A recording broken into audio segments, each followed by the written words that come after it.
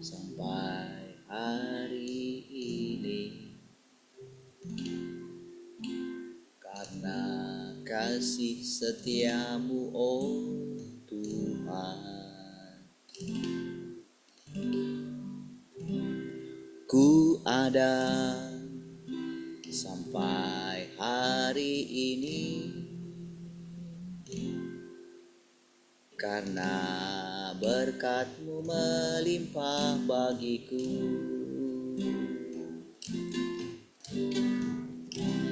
Ku ada sampai hari ini karena kasih setiamu, oh Tuhan. Ku ada sampai hari ini karena berkat-Mu melimpah bagiku. Ku percaya Engkau Tuhan sanggup menopangku.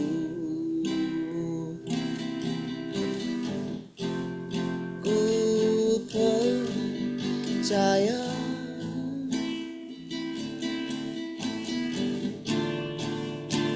selalu sertaku. Ku percaya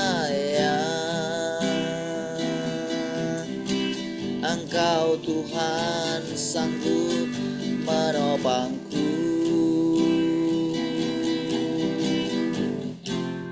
Ku percaya Engkau Tuhan selalu sertaku. Oh, ku ada sampai hari ini karena kasih setiamu, oh Tuhan. Ku ada sampai hari ini karena berkat-Mu melimpah bagiku. Ku percaya Engkau Tuhan sanggup menopangku. Ku percaya Engkau Tuhan selalu sertaku. Oh, ku percaya Engkau Tuhan sanggup menopangku. Oh, ku percaya Engkau Tuhan selalu sertaku. Engkau Tuhan selalu sertaku.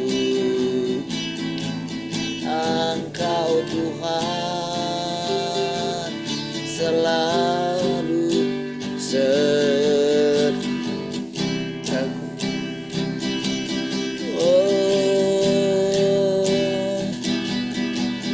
Penuhi kami dengan hidup-Mu,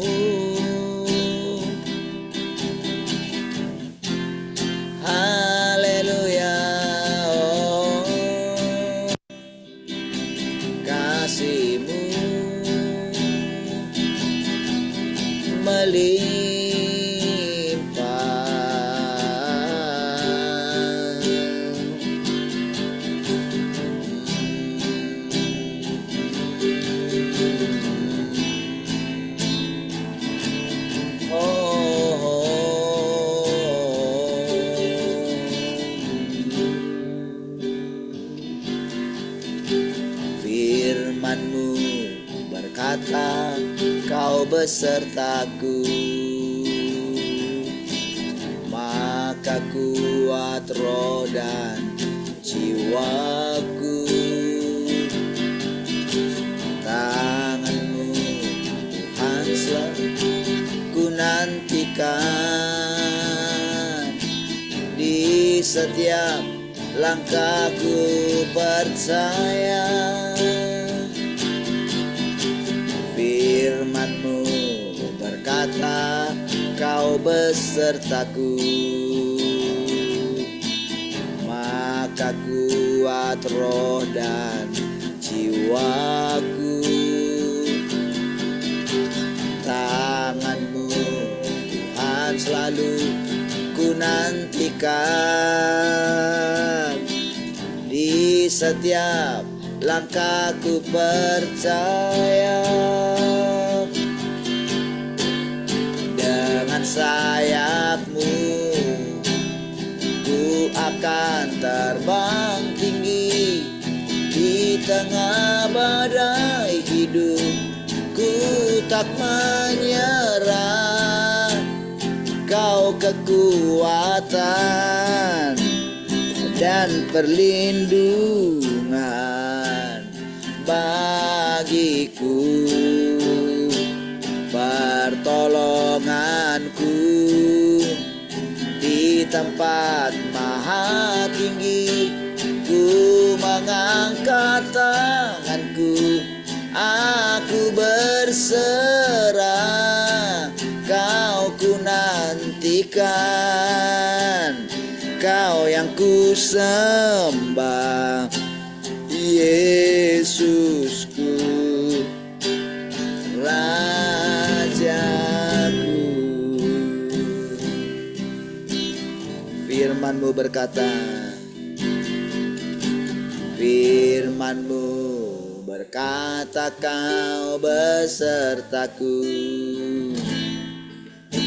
Maka kuat roh dan jiwaku. Tangan-Mu Tuhan selalu ku nantikan.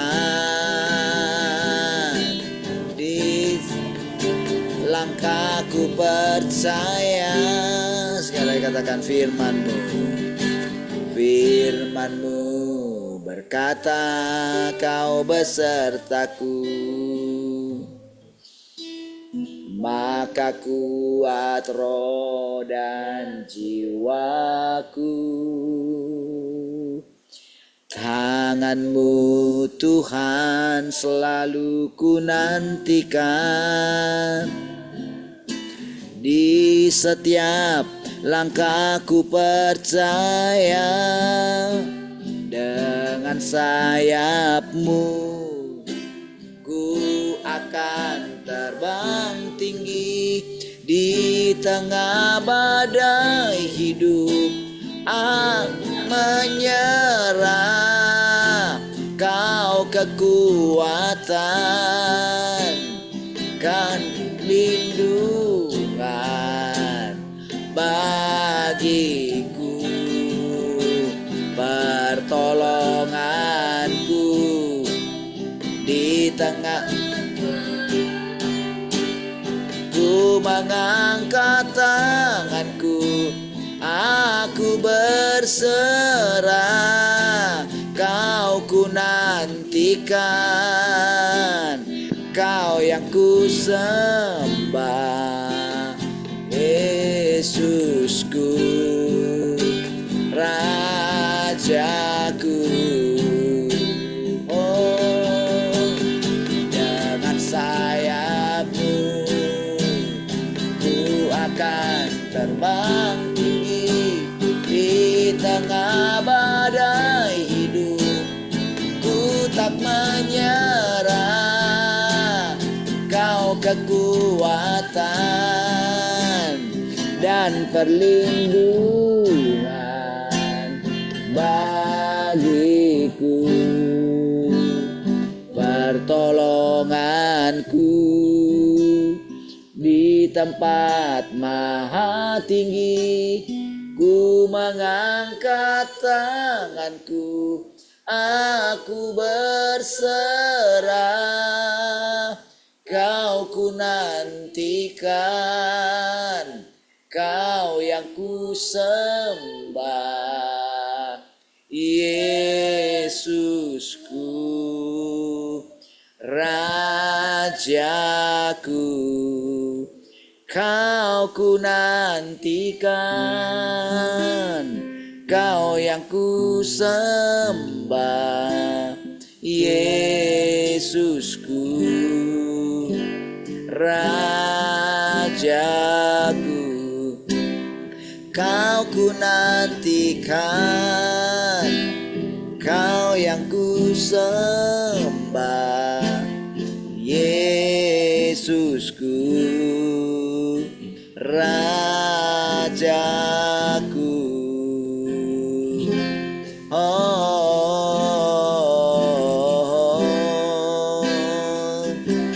Kami merindukanmu, menantikanmu.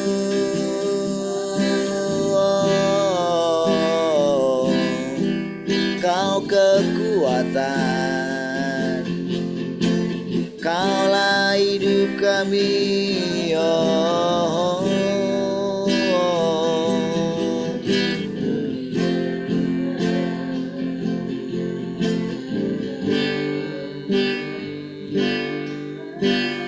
Haleluya.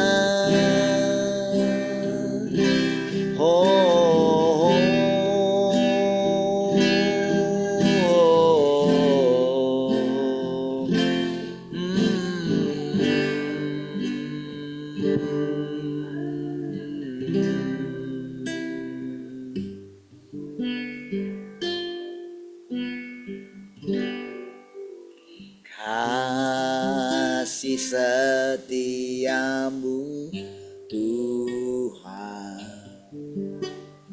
lebih dari hidupku. Jalan-jalanmu ya Tuhan terbaik bagiku. Dari semua yang Kau katakan, tiada dustaku temui. Dari semua yang Kau janjikan, tiada yang tak terpenuhi. Andaikan ku harus memilih, tetap hatiku padamu, tak satu pun dapat menggantikanmu. Hanya Kau yang berarti bagiku. Lebih dari semua yang ada, Kaulah segalanya bagiku. Tak ingin ku berpaling darimu selamanya. Ku akan menyembahmu Tuhan. Sekali katakan kasih setiamu Tuhan. Kasih setiamu Tuhan lebih dari hidupku. Jalan-jalanmu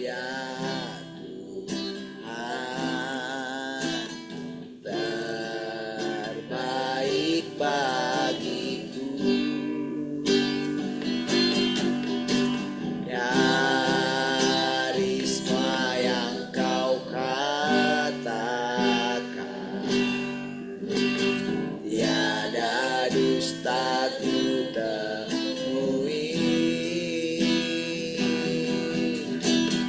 Dari semua yang kau janjikan, tiada yang tak terpenuhi. Andaikan ku harus memilih, tetap hatiku padamu, tak satu pun dapat menggantikanmu. Hanya kau yang berarti bagiku, lebih dari semua yang ada. Kaulah segalanya bagiku, tak ingin ku berpaling darimu selamanya. Ku akan menyembahmu, Tuhan. Tak ingin ku berpaling darimu selamanya.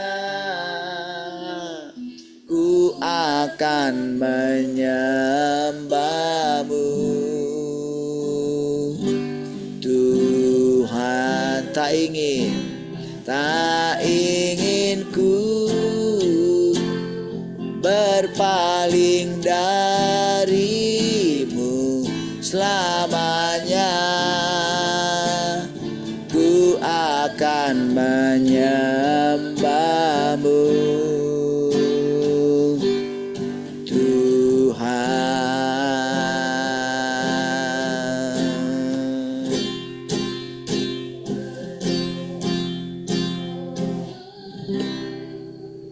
Haleluya, terima kasih Tuhan. Kami bersyukur kami boleh tetap tinggal di dalam Engkau, di dalam firman-Mu Tuhan. Terima kasih Tuhan. Kami tundukkan hati dan pikiran kami untuk kami boleh mendengarkan persekutuan dengan Engkau Tuhan. Persekutuan dengan firman-Mu Tuhan. Dan silakan Tuhan kembali mengajari kami. Kami bersyukur Tuhan. Terpujilah Engkau. Haleluya. Mari semua yang merindukan Tuhan sama-sama katakan amin. Baik, shalom semua. Selamat pagi.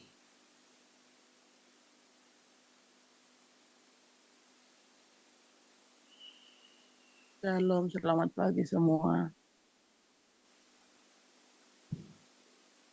Shalom, selamat pagi semua. Shalom, selamat pagi semua. Shalom, selamat pagi semua. Baik, puji Tuhan. Ada yang mau sharing pagi ini?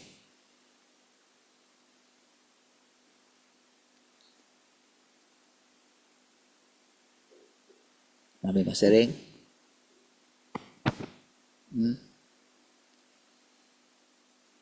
Baik.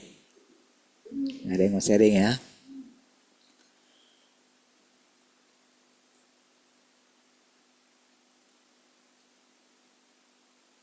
Mari kita lanjutkan.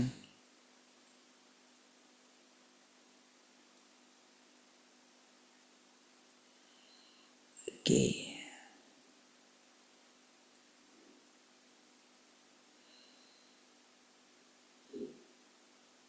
Kemenangan Tuhan berarti kemenangan bagi semua orang yang mengikuti Dia. Jika ras manusia ciptaan diberi tanggung jawab untuk mengakhiri zaman, maka baik dari sudut pandang manusia maupun iblis, ini tidak lebih dari tindakan yang melawan atau mengkhianati Tuhan. Bukan tindakan menaati Tuhan, dan pekerjaan manusia akan menjadi alat bagi iblis. Hanya jika manusia menaati dan mengikuti Tuhan di sebuah zaman yang dimulai oleh Tuhan itu sendiri, barulah iblis dapat sepenuhnya diyakinkan. Karena itu adalah tugas makhluk ciptaan. Jadi aku katakan bahwa engkau semua hanya perlu mengikuti dan menaati. Dan tidak ada hal lain yang dituntut darimu. Gitu ya. Inilah yang dimaksud dengan masing-masing melakukan tugasnya. Dan masing-masing menjalankan fungsinya sendiri. Tuhan melakukan pekerjaannya sendiri. Dan tidak perlu bagi manusia untuk melakukan pekerjaan itu menggantikan dia. Dan dia pun tidak ikut serta dalam pekerjaan yang dilakukan oleh makhluk ciptaan. Perhatikan itu saudara. Jadi cukup detail ya. Ketika dikatakan masing-masing melakukan tugasnya sendiri. Maksudnya masing-masing ini Tuhan melakukan pekerjaannya. Sementara makhluk ciptaan menjalankan fungsinya. Gitu. Jadi hanya mentaati bagian manusia itu atau ciptaan itu. Jadi kalau sudah dikatakan makhluk ciptaan itu seluruhnya saudara ya. Bukan hanya manusia. Cuman manusia itu kenapa kadang harus disebut manusia. Jadi manusia itu dia ras tertinggi di antara semua makhluk ciptaan. Gitu ya. Termasuk di atas para malaikat juga. Ya, karena tidak ada di antara karena dia nggak punya tubuh ya. Karena si malaikatnya kan tidak punya tubuh gitu. Makanya dikatakan kan kita dikasih tubuh supaya ada roh yang mengisinya gitu. Jadi makanya saudara sangat berbeda sekali memang saudara ya. Jadi ada perbedaan yang sangat mencolok gitu dari apa yang kita firman yang kita dengarkan sekarang, firman zaman baru sekarang itu, saudara. Itu jadi makanya secara perlahan kita itu dibawa meningkat sebetulnya. Karena kan kita sedang mengikuti pekerjaan Tuhan. Makanya tepat dikatakan orang-orang kudus di zaman yang lampau, siapapun mereka gitu. Itu tidak pernah mendengarkan semua perkataan ini gitu loh saudara. Ya, kalau kita kembali makanya kan mereka di zaman yang lampau. Sementara kan kalau saudara perhatikan gitu kan semua agama gitu termasuk kalau yang paling tinggi gitu kan Kristen lah gitu. Kristenan karena kan sudah menerima, sudah mengerti, sudah percaya kalau Tuhan itu menjadi manusia gitu. Kalau agama lain kan itu kan tidak menerima itu saudara. Mereka hanya sampai di Taurat, peraturan-peraturan gitu. Ya. Nah, semua itu induknya pasti Taurat, saudara. Peraturan. Gitu ya. Nah, tapi saudara, bagaimana sekarang itu dijelaskan semua secara detail gitu ya. Bagaimana kita mengerti sekarang tentang apa artinya Tuhan itu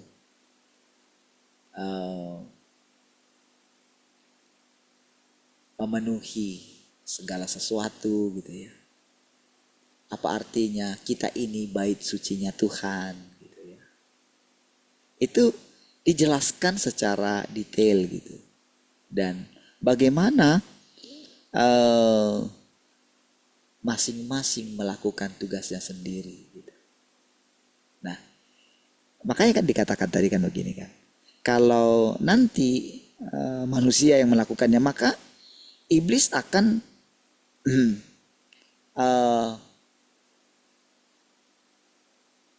menyalahgunakan itu. Karena kan iblis itu juga kan telah dia, kan firman yang membuat kalau manusia itu telah dirusak oleh iblis.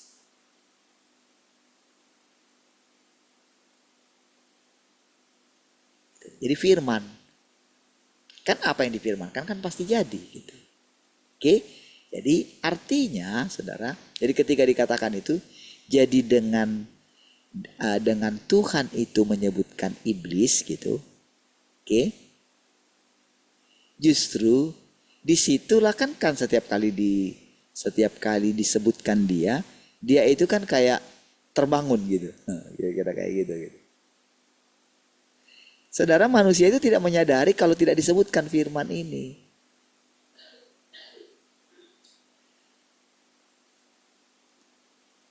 Manusia itu oleh karena agama, mereka yakin tidak ada iblis di dalam mereka. Gitu. Sehingga manusia itu tidak menyadari kerusakannya. Karena dia selalu menganggap aku sudah baik kok. Padahal kan mereka selalu bergulat dengan segala kelemahan mereka gitu. Kan justru ketika Paulus itu berusaha ingin melakukan yang baik gitu, justru yang jahatlah yang muncul kan. Yang jahat yang keluar dari dalam dirinya gitu loh. Makanya dia sampai apa ini ya gitu. Jadi dia belum benar-benar bisa lolos gitu. Jadi Paulus yang benar-benar gitu loh, benar-benar dia sudah berjumpa dengan Tuhan, ditaklukkan oleh Tuhan gitu kan. Dia mengalami hal-hal yang luar biasa gitu kan. Dia nggak takut mati, bahkan dia itu rela gitu menyerahkan nyawanya gitu ya, apa saja gitu. Jadi dia nggak paham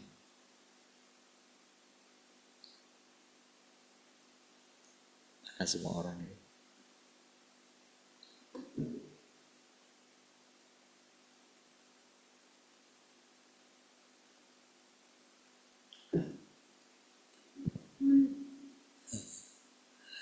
Kadang sulit saudara saya kalau ngomong gitu, saudara, kalau nggak ada orang gitu ya.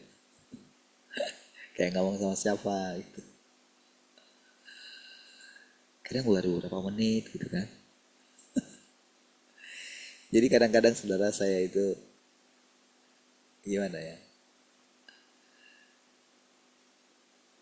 Kadang-kadang dalam pikiran saya itu saudara, nangkap gak ya gitu. Maksudnya itu padahal saudara, tahukah saudara ya.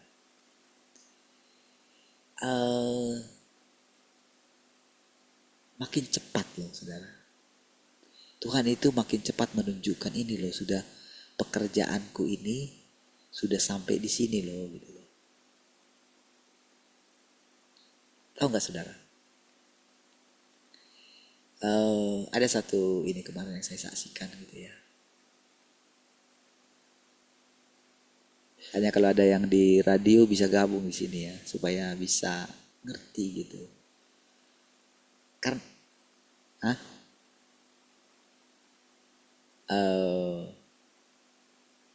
apa ya?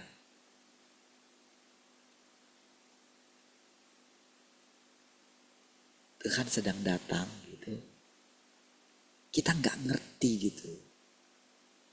Kita nggak ngerti bahwa kalau benar-benar Tuhan itu sudah datang gitu ya. Kalau kita cuekin dia gitu ya. Itu benar-benar loh saudara. Apa ya?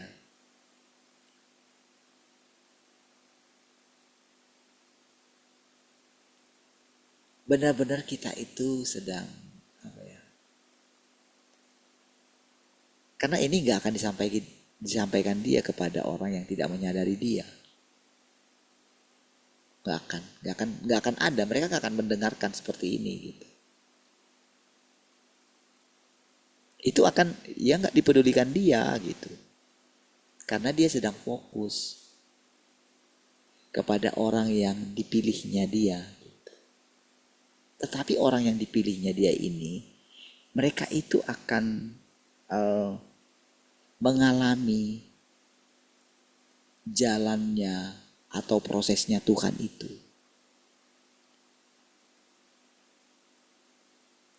Jadi saudara, akan ada satu masa di mana ketika Tuhan itu selesai bekerja gitu kan. Kan kita nggak tahu loh kapan pekerjaannya Tuhan itu selesai. Bukan dari apa yang kita lihat di alam semesta ini, bukan. Nggak bisa kita lihat. Dan Tuhan tidak akan tunjukkan bagi kita. Kalau kita nggak benar-benar haus dan lapar akan Dia. Gitu.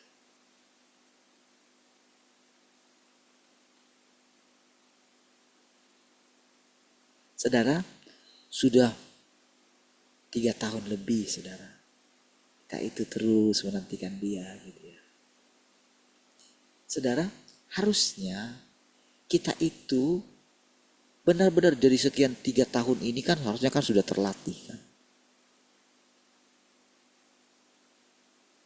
Bukti, harus ada bukti daripada apa yang berubah dalam diri kita. Secara khusus dalam kita memperhatikan firman-Nya. Itu loh sebetulnya. Bukan tampilan luaran. Justru disinilah letak keselamatan kita.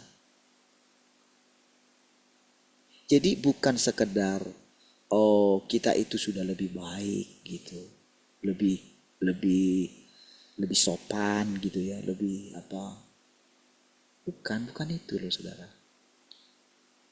Tetapi bagaimana kita memperhatikan firman-Nya dan bagaimana kita melihat Tuhan itu loh saudara.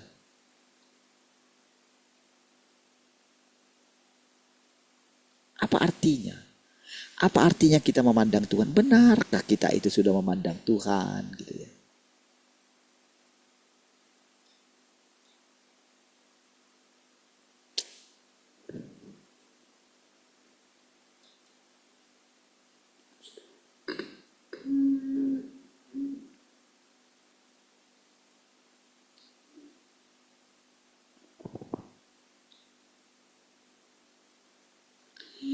Saudara, kalau saya cerita apa yang sedang terjadi di luar gitu ya, ingat ya, kita mesti memperhatikan gitu, karena ceritanya kan begini saudara. Ketika dia itu kan berbicara, sekarang ini dia berbicara, nggak boleh saudara anggap nggak zamannya kayak gini. Tuhan memberikan pewahyuan gitu, bukan. Tapi melalui firman, jadi dari firman yang diucapkan ini, maka dia itu akan menjelaskan bagi kita yang ada di sini. Jadi dia menjelaskan firman ini sesuai dengan tingkat kita yang ada di sini. Jadi entah bagaimana sikap saudara ketika mendengarkan firman ini, nanti saudara akan mendengarkan dari mulut saya gitu.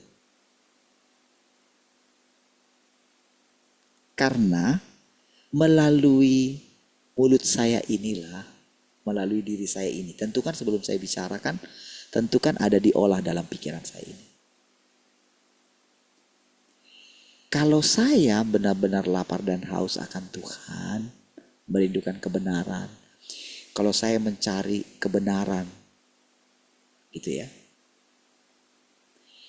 Ingat, maka Tuhan itu akan menyatakan kebenarannya gitu. Akan menunjukkan kebenarannya. Dia akan puaskan rasa lapar dan haus saya. Oke? Ketika saya berbicara kepada saudara, Jadi dia itu juga melalui mulut saya. Karena ini zamannya, dia itu menjadi daging. Dia sudah datang, artinya melalui persekutuan kita ini, kita melihat Tuhan. Perhatikan baik-baik ya. Ingat sekali lagi saudara, kan kita tadi sudah belajar tadi. Belajar bagaimana melihat bahwa iblis itu akan berusaha menipu kita. Dan iblis itu gak jauh-jauh. Iblis inilah yang akan dikalahkan oleh Tuhan. Melalui persekutuan kita ini. Tetapi tentu dia akan munculkan. Kita mesti sadar itu saudara. Dia akan mencoba mengganggu. Tentu yang akan dipakai mengganggu adalah pikiran saudara.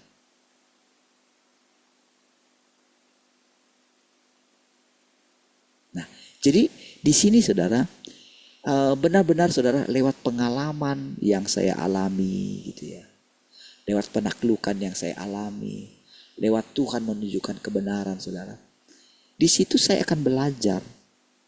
Memperhatikan mana sih Tuhan itu. Atau jangan-jangan iblis yang menyamar. Gitu. Karena ini medan pertempuran ini saudara. Diri kita ini saudara. Karena kan target Tuhan kan ingin menyingkirkan iblis gitu. Tetapi tentu bukan dengan kuasa dia. Tentu lewat dia itu, lewat kita ini lapar dan haus akan dia gitu. Lewat kita menerapkan firman, lewat kita mentaati dia. Makanya kan dikatakan tadi, masing-masing melakukan tugasnya, fungsinya. Dari sini nanti kita akan melihat sebetulnya Tuhan itu seperti apa sih gitu. Bukan rupa yang kita lihat, bukan. Tetapi bagaimana dia bergerak di dalam kita. Bagaimana kasihnya itu ditunjukkan kepada kita saudara. Bukan sekedar kita melihat berkat-berkat Tuhan, bukan. Bukan itu. Keluar dari situ.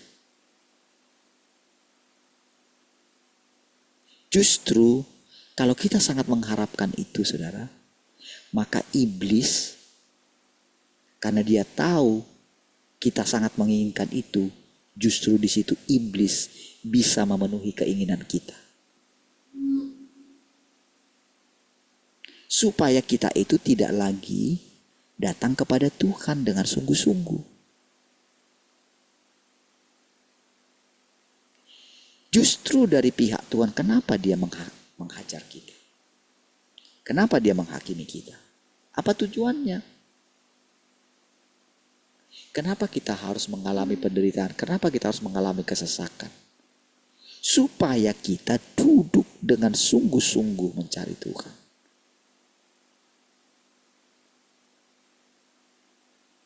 Jadi justru itu berkat sama kita. Kalau kita itu sudah mengurangi, kalau dalam kondisi hati kita itu sudah jadi mengurangi, benar-benar kita mendengarkan firman gitu ya. Kalau kita sudah nggak takjub lagi, ada sesuatu pasti saudara. Saudara mesti mengenali itu gitu loh. Saudara mesti serius dengan itu.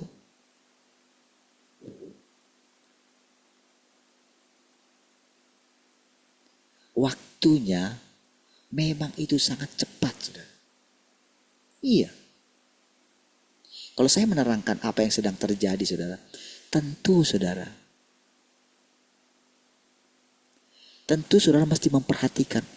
Kenapa ya Bapak itu kok ngomong kayak gitu? Harus saudara perhatikan. Apa kira-kira?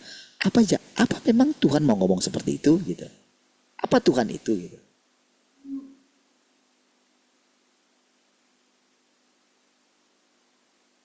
Iya, kita mesti memperhatikan itu. Saya sudah bilang sama saudara, gak ada gunanya kita meninggikan manusia.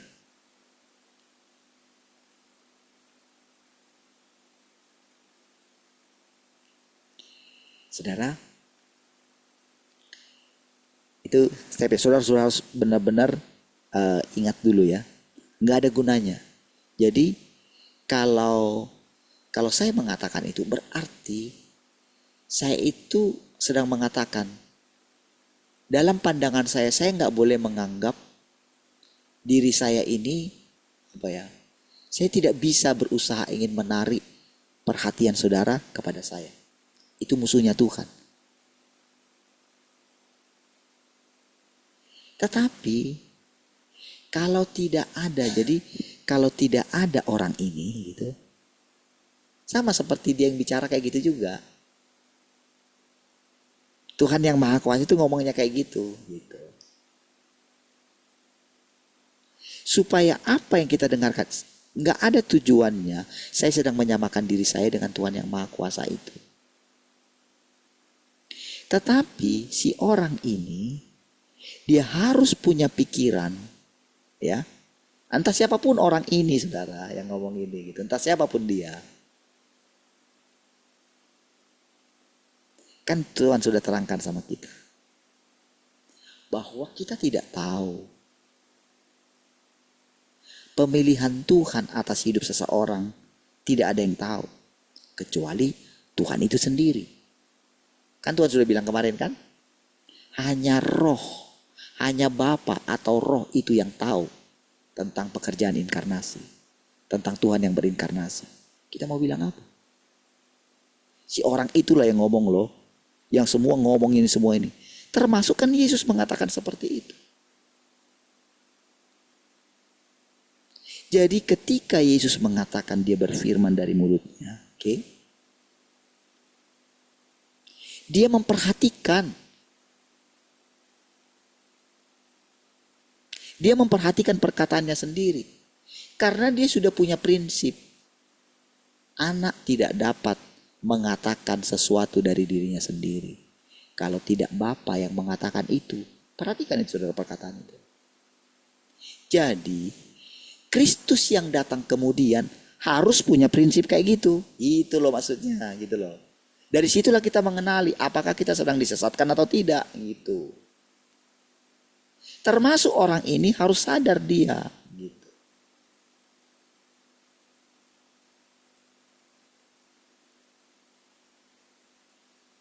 Kita harus mengenali.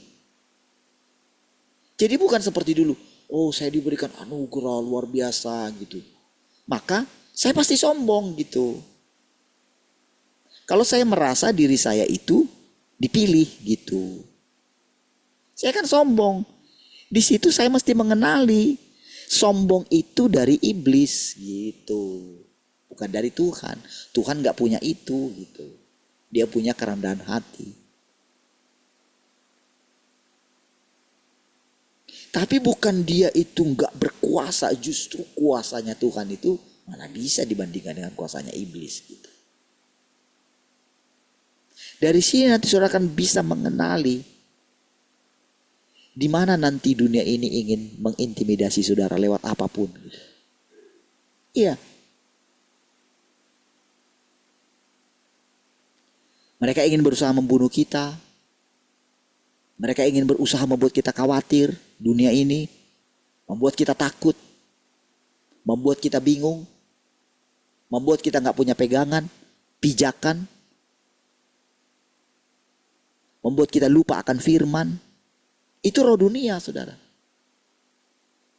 Membuat kita malas. Membuat kita gak bersemangat. Iya. Membuat kita sakit. Dan sebagainya. Lihat saudara, bagaimana sekarang saudara mulai muncul lagi virus kan? Tapi tahukah saudara, ketika kita ini tidak lagi memandang virus itu, dia itu kayak mau masuk dia nggak bisa.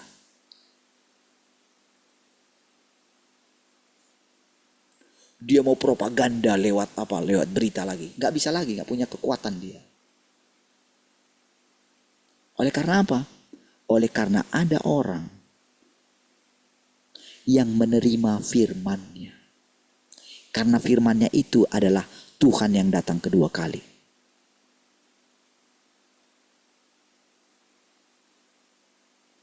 Saudara, Mungkin saya seperti ini saudara ya, memacu saudara untuk apa? Untuk naik kelas tinggi gitu.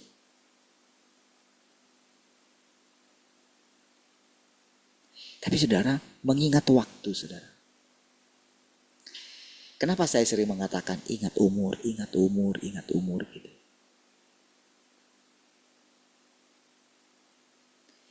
Selalu saudara ada misteri dari setiap apa yang saudara dengarkan.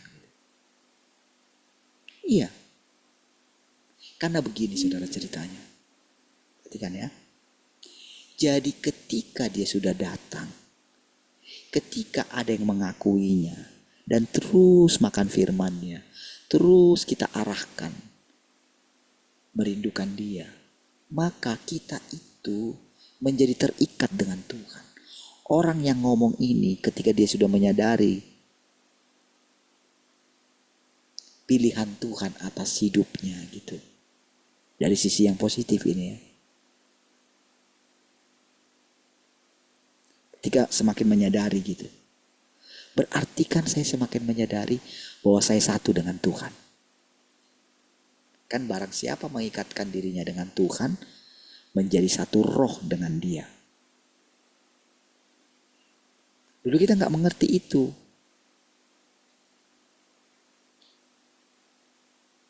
Jadi setiap yang mulai kita katakan ini saudara, ternyata di sana itu tanpa sadar, tanpa kita sadari, Tuhan terikat dengan perkataan kita.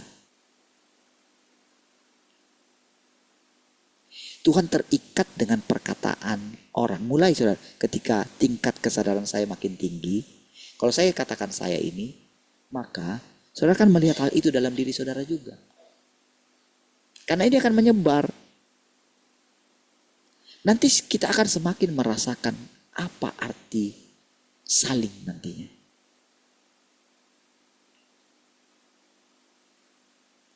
Jadi semakin lama kita ini menghidupi pola pikir yang seperti ini, maka kita akan semakin lama akan melihat rupa Tuhan.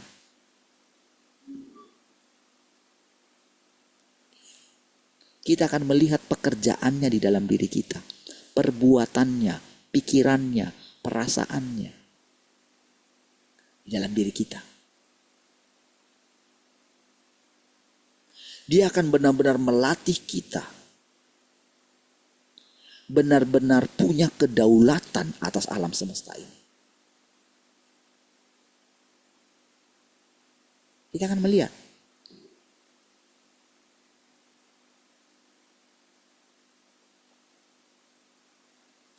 Saudara, apa yang saudara sedang lihat saudara di dunia ini saudara? Ada satu kemarin yang saya pengen rasanya kemarin itu begitu saya lihat itu saudara, begitu saya dengarkan itu, saya pengen karena apa ya? Kalau atau Om Twin di sini kan saya suka ini, saya dapat sesuatu itu pengen rasanya langsung sharing gitu ya. Tapi saya coba tahan gitu ya kemarin. Saya nggak telepon dia gitu ya. Saya pengen apa ya?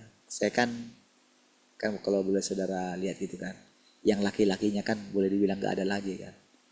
Kalau dulu saya masih ini, kalau saya nggak lihat orang-orang Medan di sini gitu kan, saya, aduh, mereka lagi ngapain ya? Gitu. Kan yang bapak-bapaknya kan ya tinggal inilah gitu kan, Twin gitu kan. Yabes gitu kan, baru yang dari Medan 3 gitu. Saya selalu tunggu mereka ini cepat naik gitu kan, karena kan gimana ya, ya saya laki-laki gitu kan, kalau dengan ini kan ya gimana lah gitu kan, sulit lah gitu kalau dengan ibu-ibu gitu kan. Sementara ibu-ibunya yang serius gitu kan. Makanya kalau saya ceritakan kemarin tentang Ibu Megawati gitu kan, sebetulnya apa ya, Tuhan itu kan yang datang kedua kali itu kan ya ibu-ibu lah gitu loh sebetulnya. Karena kan laki-laki kan sudah, yaitu melalui Yesus. Makanya memang wajar saudara yang sedang bangkit. Harusnya begitu. Tapi kan tentu kan karena kita mendengarkan firman anak laki-laki itu saudara, ada sesuatu yang kita hidupi daripada perkataan itu. Firman Tuhan itu misteri saudara. Iya.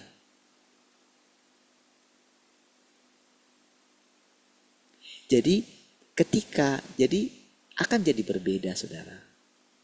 Kalau saya ini anak laki-laki itu gitu, akan jadi berbeda apa yang saya pikirkan dengan yang dipikirkan oleh ibu-ibu yang melahirkan gitu. Kan saudara termasuk para ibu-ibu ya yang akan melahirkan gitu loh. Lihat prosesnya di situ. Itu firman, semua itu firman. Kita ini menghidupi firman saudara.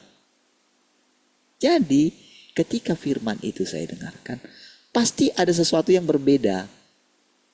Jenisnya di dalam diri saya. Pengertian, cara Tuhan membimbing kita semua ini unik. Gitu lah.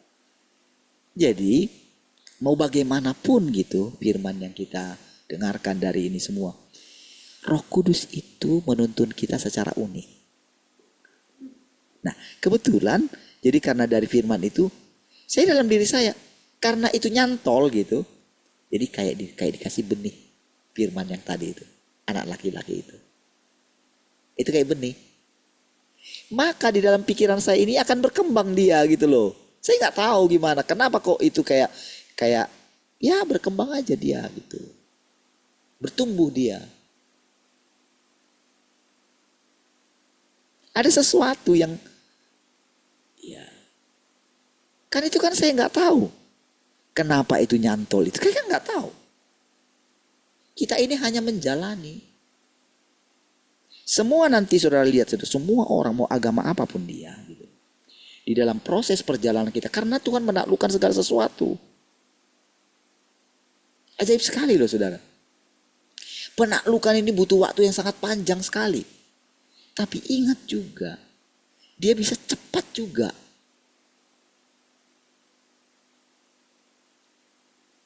Kemarin saudara. Jadi melalui peristiwa yang sangat cepat ini saudara. Kan ceritanya kan kemarin begini saudara. Jadi si istri Kaisang itu kan.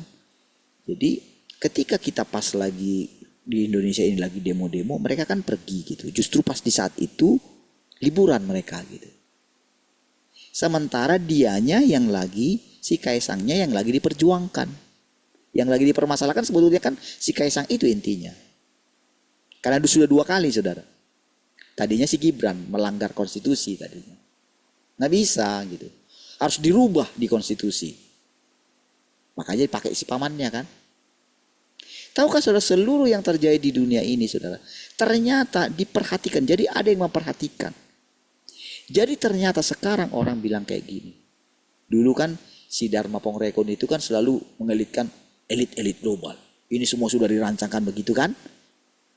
Seolah-olah dari dia mengatakan itu. Kan tersirat sebetulnya. Kayak iblis itu berkuasa loh. Tapi dia gak menyadari.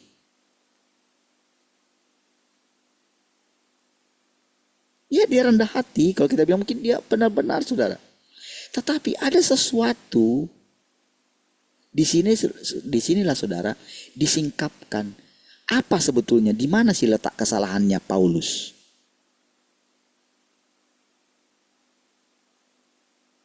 Tuhan sedang terangkan bagi kita. Dia bertanggung jawab saudara. Untuk apa yang saudara dengarkan dari mulut saya. Tahu saudara?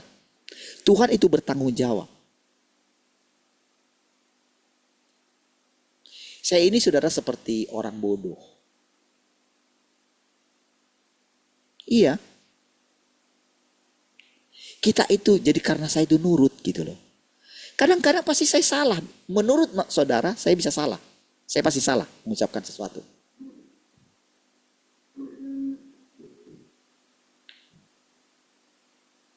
Iya. Dan saya terus juga akan berusaha menghakimi diri saya sendiri. Supaya saya tidak ngomong ini, supaya saya tidak ngomong itu. Gak usah ngomong kayak gitulah. Misalnya kayak gitu. Iya. Dan saya pun sebagai manusia, sama seperti saudara, saya akan berusaha supaya siapapun yang mendengar saya tidak tersinggung. Itu diri saya sebagai manusia. Tetapi kalau saudara sudah mulai menerima Tuhan dan mengizinkan dia bekerja, entah saudara itu saya yang sedang ngomong ini kita, entah siapapun yang dipakai. Saya nggak peduli lagi entah saya yang dipakai, saya nggak akan mempedulikan itu. Karena saya ini ciptaan. Nggak ada gunanya saya bangga dengan pilihan Tuhan atas hidup saya gitu. Karena saya ingin mencari kebenaran. Karena saya sama seperti saudara juga ingin diselamatkan. Saya nggak tahu kerusakan saya. Tapi Tuhan kasih tahu. Tapi tahukah saudara, iblis yang di dalam diri saya akan berusaha untuk terus, oh nggak begitu. Kamu nggak kayak gitu kok, kamu baik kok. Dia akan berusaha tidak melepaskan saya. Dan itu masalah bagi saya secara pribadi gitu. Dan disinilah letak pekerjaan Tuhan. Disinilah letak bagaimana Tuhan menaklukkan kita dan mengalahkan iblis. Jadi ada prosesnya saudara, bagaimana iblis itu sampai nggak ada, itu ada prosesnya. Bagaimana dia dibakar, artinya dibinasakan. Nggak seperti langsung dia itu dilemparkan, lalu dia dilemparkan ke api yang menyala. Enggak, itu gambaran aja. Waktu kita mendengarkan firman inilah dia dibakar gitu loh. Sampai nanti dia nggak ada sama sekali gitu. Jadi waktu kita mendengarkan firman ini, waktu kita melihat penampakan Tuhan itulah. Disitulah saudara kita akan melihat matanya itu bernyala-nyala, mata Tuhan itu saudara. Dari mulutnya keluar sebilah pedang yang tajam katanya. Itulah firman Tuhan. Jadi semua yang ditunjukkan dalam kitab Wahyu itu saudara, itu gambaran. Jadi dari situ kita tahu prosesnya gitu loh. Ini loh prosesnya kayak gini. Cuman para ahli-ahli Alkitab itu mereka memperhatikannya secara letterlek saudara. Kuda, nanti kuda apa yang muncul? Jadi mereka selalu menunggu terus gitu loh. Mereka gak pernah percaya Tuhan datang segera. Artinya sudah berapa kali Tuhan itu datang. Sebetulnya Tuhan itu gak pergi. Kira-kira kayak gitu. Ya Tuhan memenuhi segala sesuatu, lihatlah saudara. Apakah mereka pernah ditinggalkan? Enggak. Kenapa dikatakan? Nanti kamu harus menunggu aku katanya di situ. Kamu akan menerima pencurahan Roh Kudus. Kenapa harus dikatakan Roh Kudus? Apa beda dia dengan Yesus? Kenapa dia harus mengatakan penolong yang lain gitu? Apakah dia beda? Kenapa saudara ada pengajaran tentang Tritunggal? Itu saudara, itu kayak jadi manusia itu jadi ketika Tertullianus menemukan itu saudara. Orang-orang tidak sadar kalau itu penyesatan. Tapi kenapa dibiarkan itu berkembang saudara?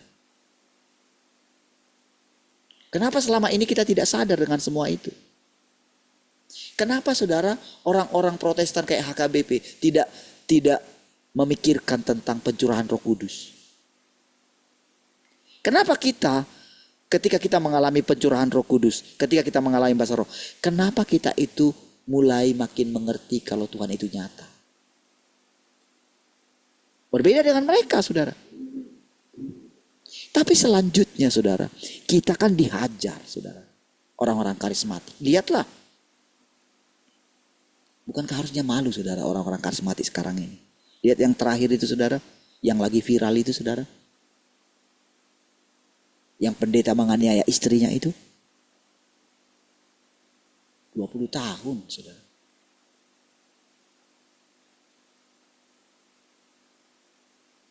Itu dia rekam sendiri saudara. Dia buat CCTV sendiri saudara.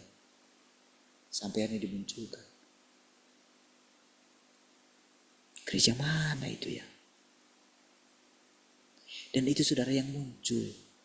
Banyak yang kayak gitu saudara. Mengenai korupsi. Lihat bagaimana dulu pendeta mana dulu itu. GBI kalau gak salah. Koruptor itu. Kelas kakap itu. Ada terlalu banyak sekali saudara.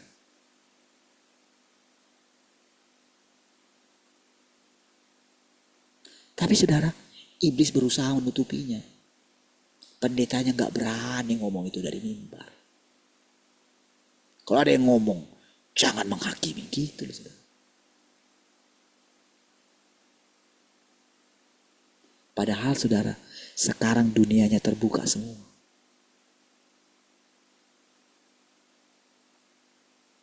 Lihat kemarin saudara, itu calon independen itu saudara. Saya nunggu saudara klarifikasinya dari ini kan, yang independen Jakarta itu saudara. Saya nunggu gitu. Apa benar berita itu? Mencatut nama, pakai KTP orang lain. Gimana kok bisa kayak gitu? Kenapa? Kemarin dia kan sempat diundang di podcastnya Refli Harun, di Babe Aldo gitu. Dan mereka itu mendukung kalau dia itu mau nanti maju gitu. Tapi sekarang itu kayak terlihat gitu loh saudara. Jadi kayak disingkapkan semua. Jadi orang gak menyadari saudara.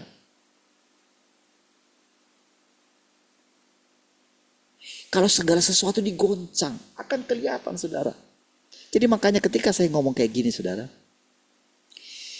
Di dalam diri saya ini saudara ketika ngomong kayak gini. Saya itu nanti akan ditunjukkan sama Tuhan. Entah jangan-jangan bagaimana. Jadi Tuhan akan tunjukkan iblis itu di mananya gitu. Karena kita ini yang akan diselamatkan gitu loh. Kita gak tahu sedalam apa iblis itu merusak kita. Kita gak tahu. Tapi firman Tuhan akan menunjukkan sama kita gitu loh. Bahkan kita sendiri, saya sendiri tidak menyadarinya. Seberapa dalam iblis merusak saya gak mengetahuinya. Jadi firman Tuhan yang ngomong itu, kan kita pun gak tahu. Makanya dikatakan hanya Roh yang tahu, hanya Bapa yang tahu katanya. Itu kebenaran. Saya mesti percaya firman itu gitu.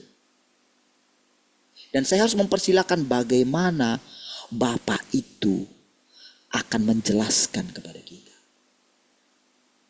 Kita kan gak tahu, kita gak melihat Bapa. Mana ada yang pernah melihat Bapa? Hanya anak katanya. Dan kepada siapa anak itu menyatakannya.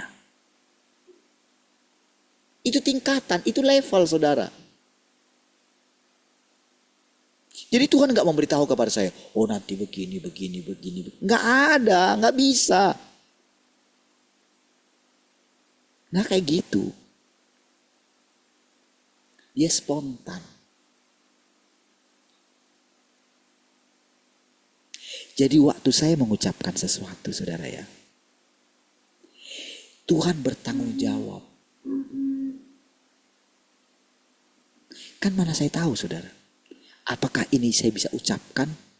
Saya kan gak tahu.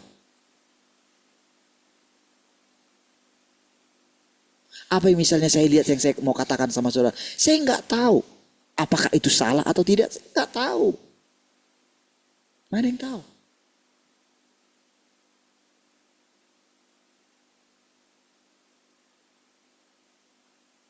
Ketika dikatakan Tuhan bertanggung jawab saudara. Disitulah saudara Tuhan itu semakin nyata bagi saya. Bagi kita. Iya. Kalau saya tidak yakin. Mana saya bisa bicara. Tentu Tuhan harus meyakinkan saya dulu. Itu prosesnya saudara. Supaya saya berani bicara. Kalau Tuhan bilang, kenapa kamu gak berpakaian pesta? Kenapa Tuhan marah sama orang itu yang tidak menjawab itu? Karena yang ngomong itu pencipta loh saudara. Pencipta itu menarik. Pencipta itu baik. Pencipta itu gak kejam saudara. Pencipta itu apa? Di dalam dirinya tidak ada intimidasi, tidak ada menakut-nakuti. Enggak. Kalau Tuhan mendatangi satu benda, maka benda itu harus hidup. Sekalipun dia batu, dia harus bisa ngomong.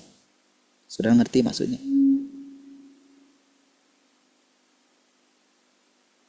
Makanya ketika Yesus dibilang, suruhlah anak-anak itu diam karena hosana, suruh anak itu diam. Kalau anak-anak ini diam, batu ini akan bicara.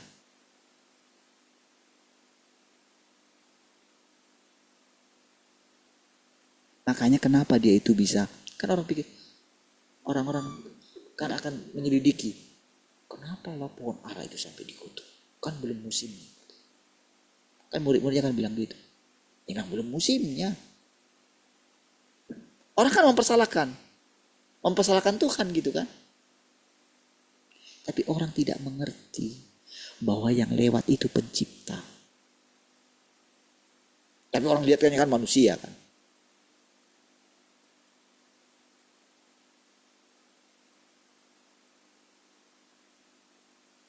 Di sinilah kadang saudara Tuhan itu kayak mau keras sama kita. Ketika kita khawatir gak punya uang, khawatir kita sakit. Ketika kita takut terhadap ancaman, terhadap apapun, saudara, disitulah saudara Tuhan itu kayak pecut kita. Tapi tahu gak saudara, keputusan apapun yang kita ambil gak masalah sama Tuhan.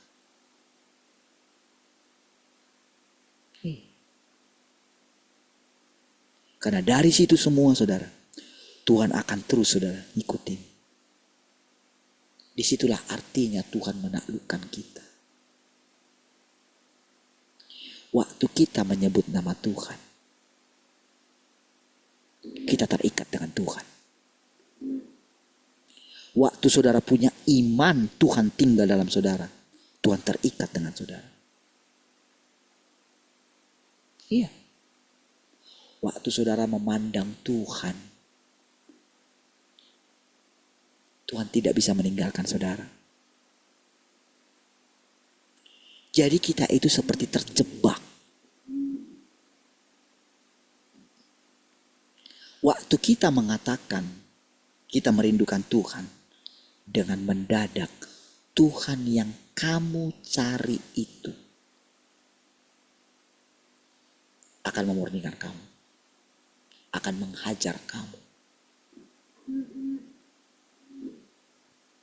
Tapi saudara lihat, kalau kita punya pengenalan akan Tuhan seperti yang saya katakan sama saudara, kenapa si orang yang dikatakan, kenapa kamu tidak pakai pakaian pesta? Dia kan gak menjawab kan? Saudara mengerti maksudnya?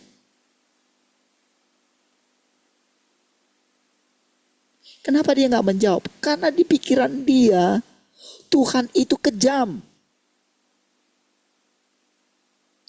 Di pikiran dia Tuhan itu gak bisa diajak ngomong. Di pikiran dia Tuhan itu negatif. Tuhan itu gak menarik. Dia gak layak. Itu sudah sangat rusak sekali. Jadi tanpa sadar saudara, dia lebih tunduk kepada iblis yang di dalam dirinya daripada Tuhan yang sudah mengundang dia masuk ke situ. Yang sudah mengizinkan dia masuk ke situ. Kan coba kita lihat saudara. Kan sebetulnya Tuhan itu geram dengan ketika dia bagi undangan. Kan undangannya itu yang pertama itu VIP, saudara. Undangan VIP yang pertama itu, saudara. Karena undangan VIP yang pertama itu kepada orang-orang pilihan.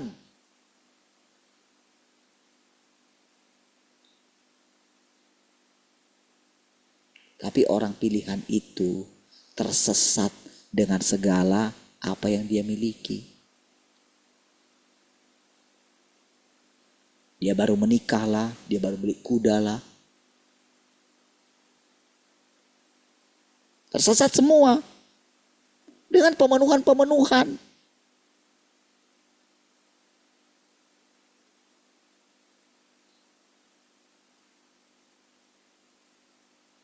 Iya.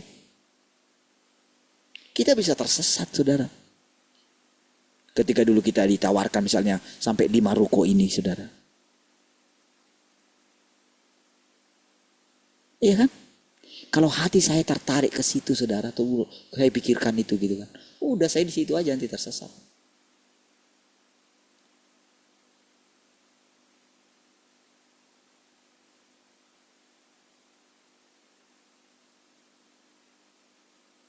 Ya saudara, 5 menit lagi.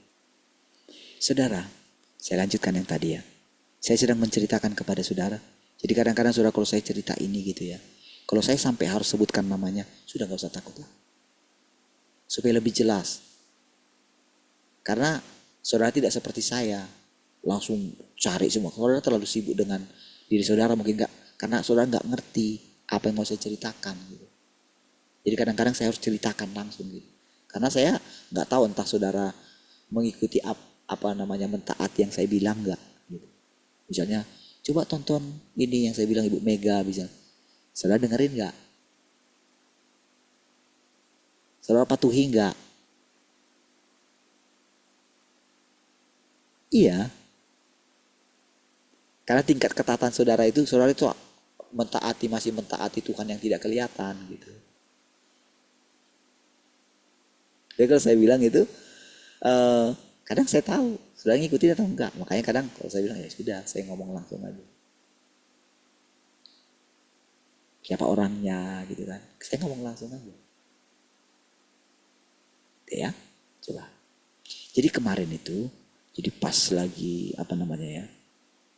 Dan kita panas-panasnya kayak gitu, mereka kan liburan gitu. Ternyata liburannya itu pakai pesawat Gulf apa gitu kan.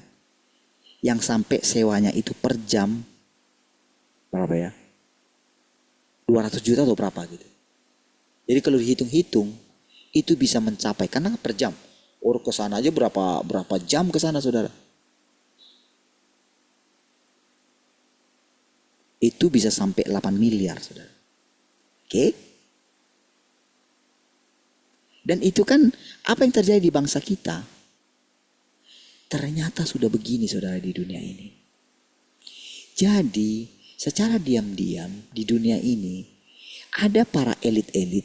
Kalau kita katakan itu elit, negatif kan? Dengan yang disampaikan oleh Pak Pongrekun.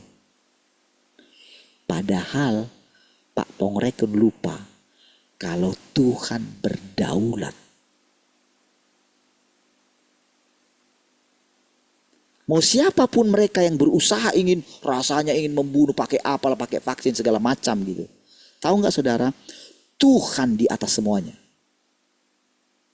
Mau mereka menyebarkan virus lah, mau mereka ini semua Tuhan berdaulat. Gak ada yang perlu kita takutkan di situ. Itu kebenaran yang saudara mesti pegang. Oke? Nah, dari situ saudara, kan orang mulai ngulik. Kenapa? Siapa ini? Jangan-jangan ini gratifikasi. Wah ternyata saudara netizen kita itu saudara. Dan semua karena sekarang ini kan dunianya kan. Karena mereka digaji. Mereka itu sibuk. Apa saja yang ini. Itu mereka bisa kulik semua saudara. Itu bisa tahu penerbangannya nomor berapa semua. Dimunculin di situ saudara. Dan tahukah saudara. Ada yang namanya di dunia ini saudara. Jadi ada yang namanya geopolitik gitu. Jadi ada yang namanya jadi kayak bangsa kita ini saudara. Karena dianggap sebagai paru-paru dunia. Jadi kalau kita tidak, jadi kita itu dibayar. Negara kita ini dibayar oleh PBB atau yang ininya, yang bagian bagaimana ingin menjaga kelestarian bumi ini. Supaya nggak punah bumi ini. Jadi negara kita ini dibayar supaya tidak menebang pohon yang dimana jadi sudah dibagi ini, sudah dikafling. Karena kita paru-paru dunia, sudah ada perjanjiannya itu saudara. Jadi makanya kalau ada penebangan ini membuat itu gitu, itu sebetulnya ada hukum internasional. Oke? Jadi saudara, nah jadi ternyata jadi kemarin itu saudara, ini langsung intinya ya. Kemarin itu si Joe Biden itu menandatangani RUU untuk bisa mengadili pemimpin negara asing yang melakukan korupsi. Jadi nanti saudara, seluruh pemerintahan dunia akan ada nanti yang mengendalikan gitu. Tapi saudara, jangan takut.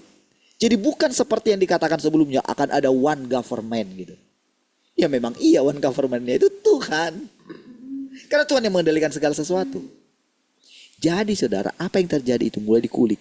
Ternyata siapa yang berikan gratifikasi itu. Mulai terbongkar sekarang semua. Dan yang bongkar itu, kalau mungkin di bangsa kita rasanya nggak mungkin kan. Tapi saudara lihat dalam beberapa hari ini saudara, dalam beberapa minggu ini, yang tadinya kayaknya kayak disihir sama dia. Pakai ilmu Raja Jawa itu saudara, yang dibilang Raja Jawa itu. Kepleset itu si Bahlil. Dia nggak nyangka, semua seperti pum. Jadi berarti dia Raja Jawa yang bengis. Padahal ada Hamengkubuwono yang nggak bengis. Ada raja-raja Jawa yang lain yang tidak bengis. Tapi dia sedang mengatakan, dan apa yang dipakai oleh dia kemarin. Saudara lihat sering dia pakai kerajaan kan kemarin kan? Sebelum ini kan? Dia pakai pakaian yang Amangkurat I itu saudara ingat? Disingkapkan semua. Dan seolah-olah semua disandera. Tapi dalam beberapa hari ini. Yang lucunya saudara, saya ada kirim sama Pak Twin gitu ya. Tentang si anaknya Murdiono itu saudara. Saudara kenal Murdiono? Ingat Murdiono? Memang itu anak dari istri siri dia secara Islam itu ini. Dan kebetulan yang podcast dia itu kenal dengan ibunya dia, dengan keluarganya dia kenal. Makanya diposting di situ. Dan tahukah saudara? Benar saya lihat saudara. Si anaknya itu persis kayak bapaknya. Bukan anak dari istri yang pertama ya. Jadi ketika dia dipukuli gitu. Di situ diceritakan dia. Nanti saudara saya bagiin aja ya. Nanti saudara dengerin. Saya itu benar-benar melihat seperti bapaknya itu hidup. Dan pada waktu itu kan dia itu kan Mensesnek dulu saudara. Bapaknya itu. Di zamannya Soeharto. Itu benar-benar saya seperti melihat bagaimana bapaknya itu hidup. Ingin rasanya itu saudara, dia itu jadi kayak dia itu ingin kayak apa ya, melalui anaknya ini saudara, melalui kan dia kan ya kayak demo yang ditangkap itu. Seolah-olah dia hidup. Nanti saudara dengerin bagaimana omongannya si podcast si Akbar Faisal itu ya. Itu benar-benar coba kalian lihat katanya. Jadi dia sedang mengatakan kayak bapaknya itu hidup. Nanti saudara dengerin ya. Coba dengerin pas nanti ini dengerin. Kalau nanti saudara dengerin itu, nanti saya akan cerita nanti bagaimana prosesnya, apa nanti yang bagaimana nanti apa gunanya yang kita pelajari daripada apa yang disampaikan oleh guru kita dulu, Andreas. Iya. Tapi saudara, yang saya ceritakan ini juga berhubungan dengan apa yang disampaikan dalam firman Tuhan ini. Karena saya kan bahasanya kan cepat. Gitu. Dan yang saya mau ceritakan dari cerita ini adalah percepatannya cepat sekali, saudara. Iya. Karena ceritanya, rahasianya terbongkar. Tapi lihat, Tuhan yang maha kuasa, Tuhan yang berdaulat. Dia sedang memimpin kita. Dia sedang menuntun kita. Dia sedang bangkit, saudara. Karena ada orang yang terus mengikuti dia. Jadi semakin kita ini lapar dan haus, semakin kita punya kerinduan akan Tuhan, maka kita akan melihat Tuhan yang nyata itu. Tuhan akan singkapkan diri. Baik, kita berdoa. Terima kasih Tuhan, kami bersyukur untuk persekutuan ini. Terpujilah Engkau Tuhan. Tarik kami semakin melekat dengan Engkau. Terpujilah Tuhan. Haleluya. Mari semua yang mengasihi Tuhan sama-sama katakan. Amin. Oke, bentar. Foto dulu ya.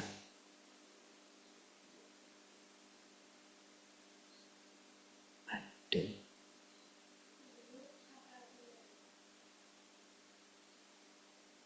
Oke.